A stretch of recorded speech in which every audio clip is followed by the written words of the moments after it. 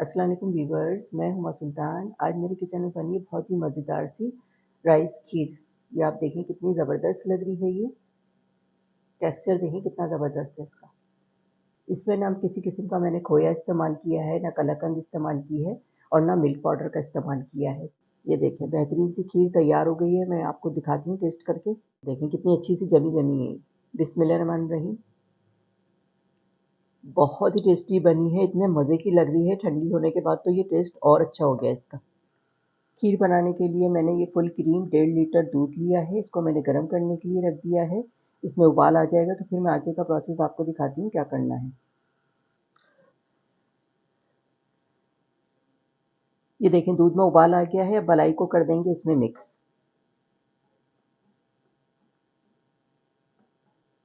Quarter cup मैंने basmati rice लिए थे। इसको मैंने 2 घंटे के लिए भिगो दिया था अच्छी तरह से वॉश करके, और जब ये भीग गए थे तो हाथ से मैंने इसको तोड़ लिया है।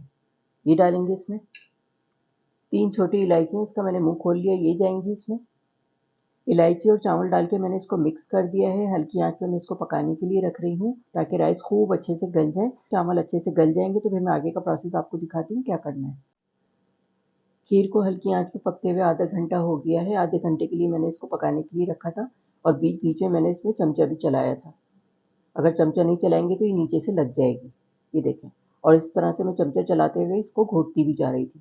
राइस अच्छे से घुट भी गए हैं, गल भी गए हैं। ये देखें इस तरह से हो गए हैं। अब इसमें शामिल करूँगी क्वार्टर कप ब्रेड क्रम्स हैं, ये जाएंगे इसमें। हाफ कप कंडेंस मिल्क है, ये जाएगा। चीनी बिल्कुल भी इस्तेमाल नहीं कर रही, इसी से चीनी की कमी पूरी हो जाएगी। हाफ टी स्पून इलायची पाउडर है, ये जाएगा इसमें। बड़ा अच्छी सी खुशबू आएगी और टेस्ट भी बहुत अच्छा हो जाता है। तमाम चीज़ें डाल के मैं इसको मिक्स कर दूंगी।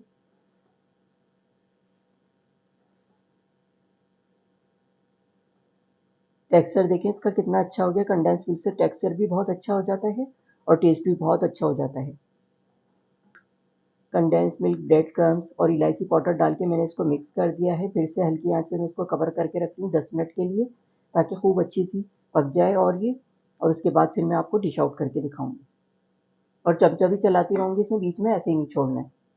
खीर तैयार हो गई है, चले मैं इसको डिश आउट करती हूँ। ये देखिए कितनी ज़बरदस्त लग रही है। टेक्सचर देखें कितना बेहतरीन है इसका। जी, तो ये थी हमारी बहुत ही मज़ेदार सी राइस खीर। बहुत आसान तरीके से मैंने ये खीर तैयार की है, जिसे बिगिनर्स, बैचलर्स सब लोग बहुत आसानी के साथ बना सकते हैं और बहुत मज़े की बनेगी। उम्मीद करती हूँ आपको मेरी ये रेसिपी पसंद आई होगी। अगर मेरी रेसिपी अच्छी लगी हो तो मेरे चैनल को लाइक करें, सब्सक्राइब करें। बराबर में जो ये बेल का आइकॉन है इसको ज़रूर प्रेस कीजिएगा। इससे हर नई आने वाली वीडियो का नोटिफिकेशन आपको मिलेगा और मज़े-मज़े की रेसिपीज़ आपको देखने को मिलेंगी। आप लोग भी ये मज़ेदार सी खीर अपने घर पे बनाकर ज़रूर ट्राई करें। इंशाल्लाह सब घरवाले बहुत एंजॉय करेंगे, बहुत शौक से खाएँगे। वीडियो देखने का शुक्रिया। अल्लाह हाफ़िज़।